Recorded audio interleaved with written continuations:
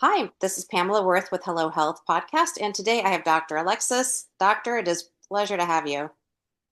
Thank you, Pamela. So, obviously, you've got an incredible background, not only inspired by your own mom's battle with breast cancer, but you've got a medical degree, and you are taking care of patients as well as family members, and have also started this incredible food company. So, tell us a little bit about you. Thanks, Pamela. Yeah, my journey has been long and twisted. I actually started out in college as an art major. I was a sculptor and an industrial designer and worked in the field for a few years. And then my mother was diagnosed with stage four breast cancer, was given 6 months to live. And at that time, I was in my early 20s. She was in her mid 40s, and it caught my whole family by surprise, of course. And we had at that point just kind of had a real traditional, standard American diet. None of us, I mean, we always like had a very active life, but certainly we're not health conscious. Our idea of a vegetable was like, some frozen broccoli, and that's kind of how we all grew up. I also come from a really severe family of diabetics, lots of type ones, and treats were always going to the donut shop and making cookies, and that's just kind of how we lived. And so, of course, we were all just shocked. My mom, at that point, she was this brilliant scientist and a head of research department at a big university. And she just made it her job to figure out, oh my gosh, like I'm so young. What could I have done different to prevent this? And she started, giving me all of this amazing research. She started implementing changes into her life. So I got to witness that. And she was passing on the research to me. So I got to read it and understand it at the same time. And my whole family just woke up into, what is a healthy diet and lifestyle, and how can we work together to improve so none of this has to happen to anybody else. Um, so kind of fast forward, we made all these huge changes. My mom, who, unfortunately, when she was diagnosed, it had already metastasized to her bones and her brain. So she was able to slow it down, and she ended up living for 5 years after she was given 6 months to live. So she did well, and it gave us this beautiful time as a family to spend together. We all kind of had our own healing happen. I got so interested in medicine. My brother got so interested in medicine. We both ended up changing career paths and going to medical school. So I always kind of say, my mom, in a way, sacrificed her own life to save her family. And her diagnosis, actually, she was the oldest of eight. It triggered her two youngest sisters to start getting screening younger and saved their lives too, because they ended up having cancer in their 30s. They would have never been diagnosed had my mom not gone through that. Yeah, no, it's terrible. And, similarly or not similarly, my mother was diagnosed with stage four ovarian cancer, given 90 days to live. She's in year seven and a half now. So Oh, we're doing okay. But again, it's been an incredible journey to be able to have her and kind of rekindle a relationship and something that's a little bit it's still parent child, but something just a little bit different and more unique because it is kind of feels like borrowed time. But oh, similarly, our family, all of our love and support was shown around sugar and treats and like, let me make you something. And it was usually baking. It wasn't, so it's been really interesting, and it's something that I've really tried to share with my family, is the need to show love through additional cooking, but it's not necessarily sugary cooking, um, right. or things that really get that sugar rush going through simple carbohydrates and things. Um, so tell us a little bit about your medical practice and then how you started this food company to help other people. Well, I've been a physician in Arizona since 2009. So I feel like I have been through the gamut and seen what people struggle with. I specialized in women's health, did a lot. I have an integrative medical practice.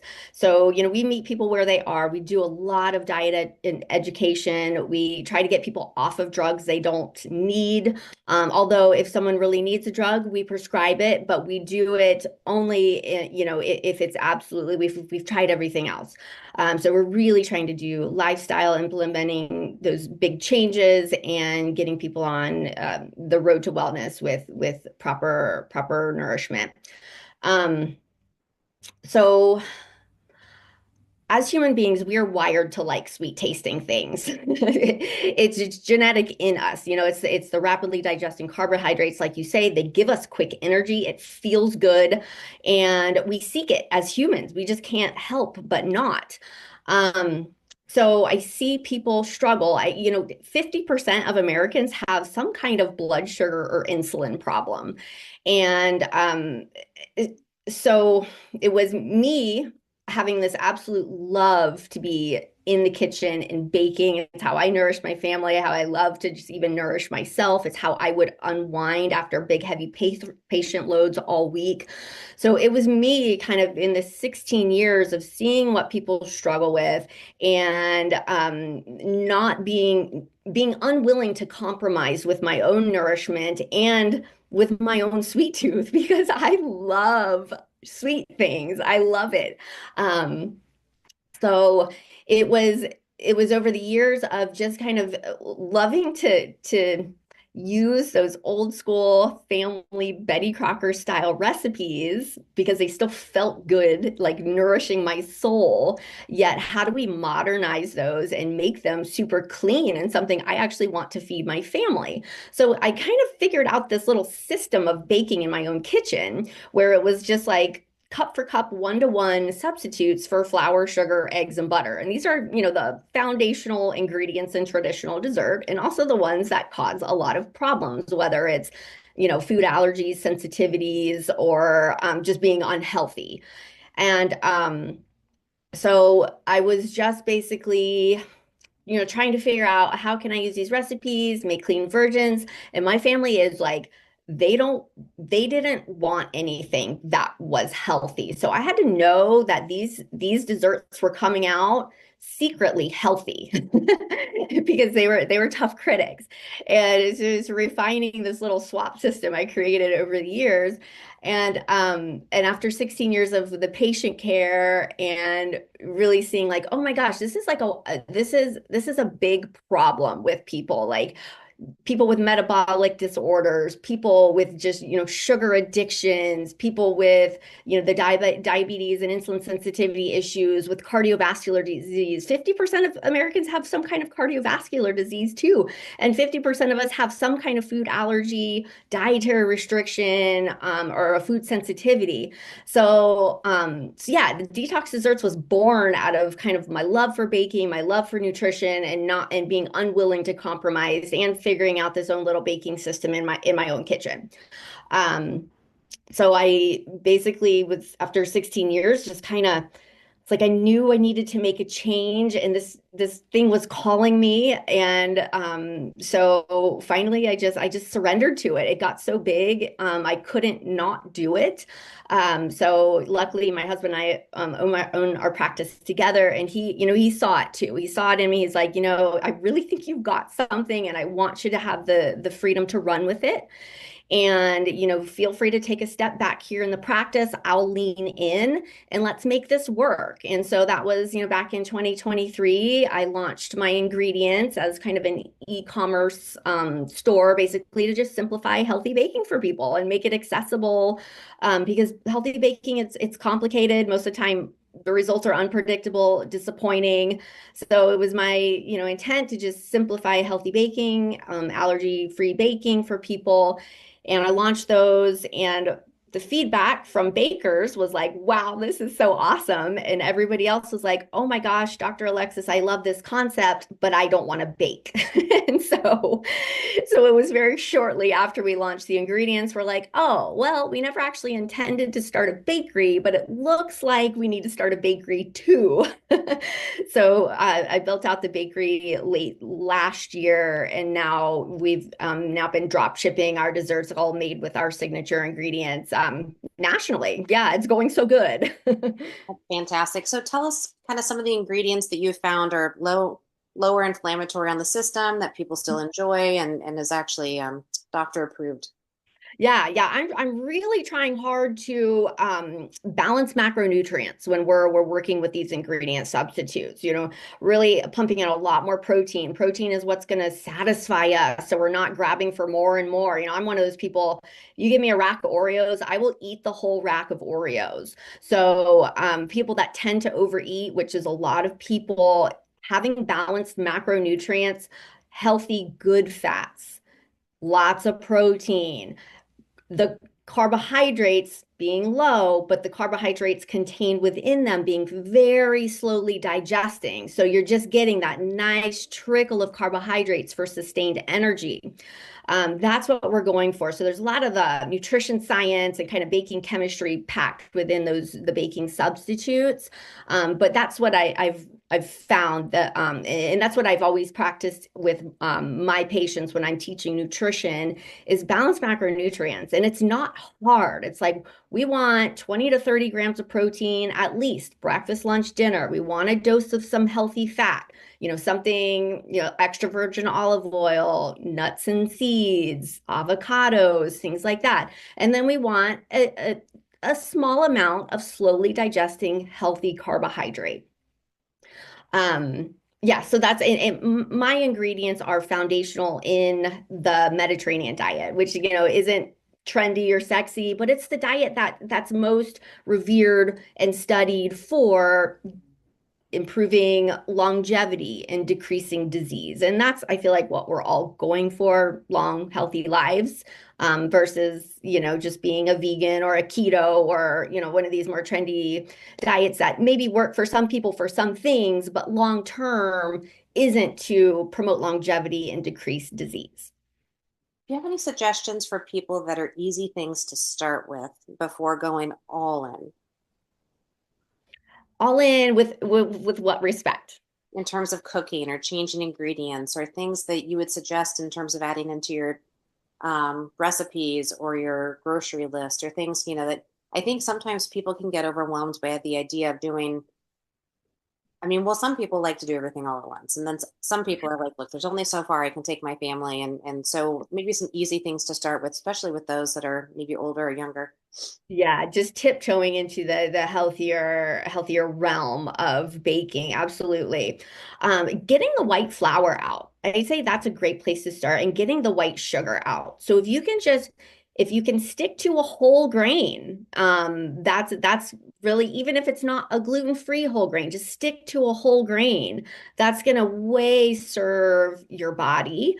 You know, remember that fiber is what slows down digestion of a carbohydrate. So, you know, pairing a healthy carb with lots of fiber with a healthy fat is then going to slow down the digestion even further, which is going to provide nice sustained energy, more balanced mood.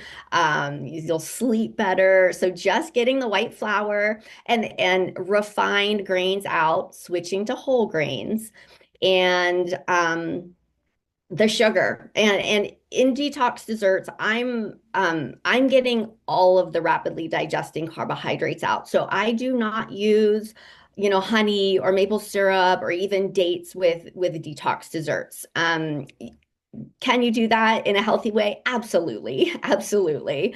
But first, I would say get white sugar out, switch it to honey, little, you know, dates, maple syrup, something like that, and then ease your way even out of those and maybe reduce those by half. And then in terms of if certain tests or things that you encourage people to do or things that they can understand a little bit more about themselves, is it purely a blood test? Or are there other ways that they can kind of take a look at themselves and say, okay, well, I actually feel better, or my joints, or like certain ways that you encourage people when you first meet with them to understand what might be causing inflammation in their body and what inflammation is, and kind of some Yeah. potential next steps for how to deal with some of this.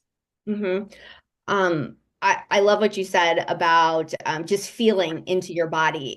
Do I feel inflamed today? I would go even as far as to say, did I have a good, healthy bowel movement today? Do I feel empty, after my bowel movement? Did I sleep well? Our bodies were designed to rest and heal during rest. And did I sleep a good 7 to 9 hours restfully? Do I wake up with energy?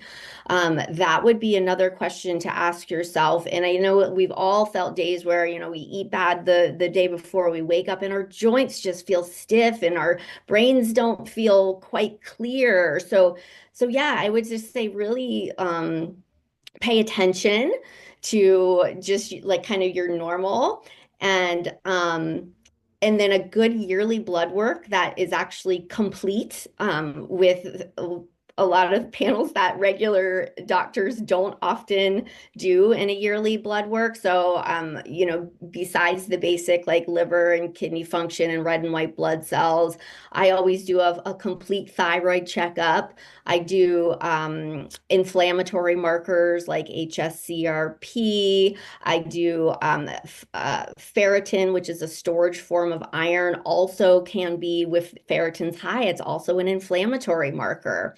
Um, and insulin levels. Like it's so easy to see if your body is a little bit insulin resistant. And if you are, that causes inflammation. Any of fasting insulin above 10, in my opinion, is too much. And if you do have a high resting or fasting insulin level, you have to be ultra concerned about reducing any rapidly digesting carbohydrate um, because that's going to affect your metabolism a ton. High fasting insulin tells your body to start storing anything that you eat as fat, even a good healthy food. So it's just paramount for a properly functioning metabolism to have normal fasting insulin levels. So there's so much, and insurance will pay for these, inflammatory, just basic inflammatory markers and insulin levels. So I don't know why normal primary care physicians don't automatically check it yearly, but those simple things can tell you so much about your body. No, that's fabulous. Any other suggestions or thoughts you want to make sure you get across with our listeners today? Anything particular around women's health or anything that you've learned that you would really like to pass on to those? Most people in the family are women that are the caregivers, not only of themselves, but their spouses, their children, their aging family members. Anything in particular you really want to share with anyone here? Hmm. Um, I'd say for women too, because like you said, we are like the nurturers, we're the caregivers, and I feel like most women's lives are like running marathons. And we tend to get so sapped out because we give and give and give and don't usually stop and properly rest, which can just really cause your adrenal health to go into the toilet. Something I've experienced personally, and then I've seen it with, gosh, it seems like three-fourths of my patients I see this with just abnormal cortisol levels, whether it's just cortisol that are in the tank all the time and they have adrenal fatigue, or they have just high cortisol levels 24/7 and they're just always tired and wired and they can't sleep and their brain isn't, functioning clearly. So that would be one thing for sure for women to test, keep an eye on, and then just to kind of piece that back into the dietary. How good clean diet can help your cortisol normalize. Any kind of blood sugar spike causes a metabolic stress in your body, which your body is going to recognize just as a basic stress, which is going to produce more cortisol. So, so for me, when I'm teaching people about diet and stress, you have to go back to this balanced macronutrients, no highs or lows in blood sugar, proper rest, and checking your cortisol level because normal cortisol will make your life so much better. It's going to affect all your sex hormones, your estrogen, progesterone will function properly. And because if your cortisol isn't, you don't have that nice diurnal curve of your cortisol, you have no foundation for hormonal health. Yeah, that's a whole nother story. So, It is, no, yeah. And it's Jane, something to get into. It's a lot, but it's just I don't think people understand the gravity of that particular hormone and how it affects our whole body and functioning. well, and I frankly have done a deep dive with my doctor who introduced us. Um, she said that it was super important before we attack any hormone levels to attack that cortisol level. And I Yes. think so many of us get caught up in taking care of everything, and then and then you start to feel bad, and then you think, oh, it must be hormones. Well, Hmm. potentially we can take a look at why we feel that way first, and then we can attack the hormones. So, Yeah. and thankfully, I haven't had to attack the hormones since I got the cortisol levels under control. So, anyway, it's super interesting and something for people to be aware of for sure. So, thank you so much for sharing everything. Oh, of course. Thanks for having me. Any other suggestions or anything else you want to add? Um, anything else you'd like to ask me? I don't know. Oh, no, it's great. I'll make sure that we have your detox.desserts on Instagram on the show notes, as well as your website, detoxdesserts.com. And I Okay. really appreciate you being here. It's a pleasure. Thanks, Pamela.